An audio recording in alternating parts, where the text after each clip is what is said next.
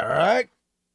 58. There were some, however, who esteemed Curio the third best orator of the age, perhaps because his language was brilliant and pompous, and because he had a habit for which I suppose he was indebted to his domestic education of expressing himself with tolerable correctness, for he was a man of very little learning. But it is a circumstance of great importance what sort of people we are used to converse with at home, especially in the more early part of life, and what sort of language we have been accustomed to hear from our tutors and parents, not excepting the mother.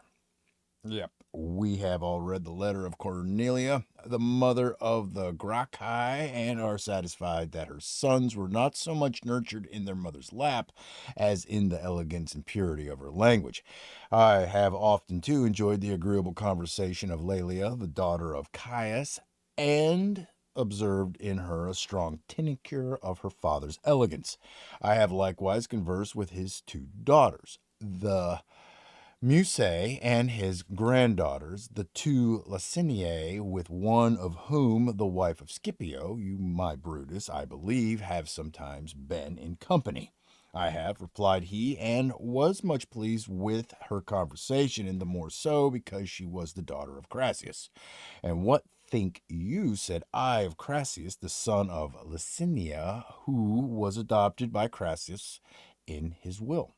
He is said, replied he, to have been a man of great genius, and that Scipio you have mentioned, who was my colleague, likewise appears to me to have been a good speaker and an elegant companion.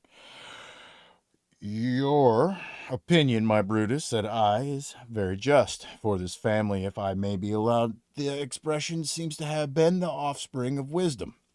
And to their two grandfathers, Scipio and Crassus, we have taken notice of them already, wait, as we also have of their great grandfathers, Quintus Metellus, who had four sons, Publius Scipio, who, when a private citizen, rescued the republic from the arbitrary influence of Tiberius Gracchus, and Quintus Scaevola, the augur, who was the ablest and most affable civilian of his time.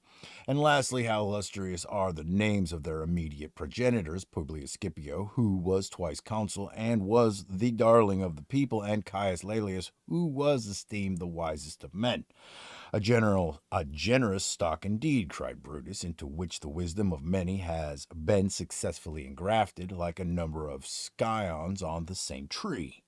Scones? Scions. 59.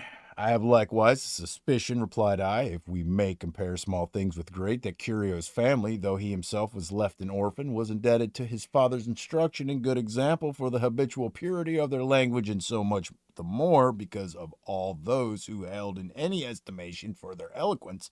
I never knew one who was so totally uninformed and unskilled in every branch of liberal science. He had not read a single poet or studied a single orator, and he knew little or nothing either of public, civil, or common law. We might say almost the same indeed of several others, and some of them very able orators, who we know were but little acquainted with these useful parts of knowledge, as for instance of Sulpicius and Antonius. But this deficiency was supplied in them by an elaborate knowledge of the art of speaking, and there was not one of them who was totally unqualified in any of the five principal parts of which is composed. For whenever this is the case, and it matters not in which of those parts it happens, it entirely incapacitates a man to shine as an orator. Some, however, excelled in one part and some in another. Thus, Antonius could readily invent such arguments as were most in point, and afterwards digest and methodize them to the best advantage.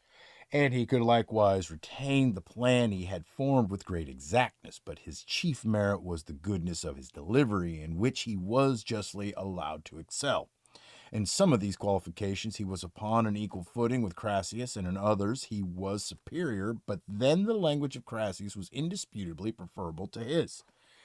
In the same manner, it cannot be said that either Sulpicius or Cotta or any other speaker of repute was absolutely deficient in any one of the 5 parts of oratory. But we may justly infer from the example of Curio that nothing will more recommend an orator than a brilliant and ready flow of expression, for he was remarkably dull in the invitation and very loose and unconnected in the disposition of his arguments. All right.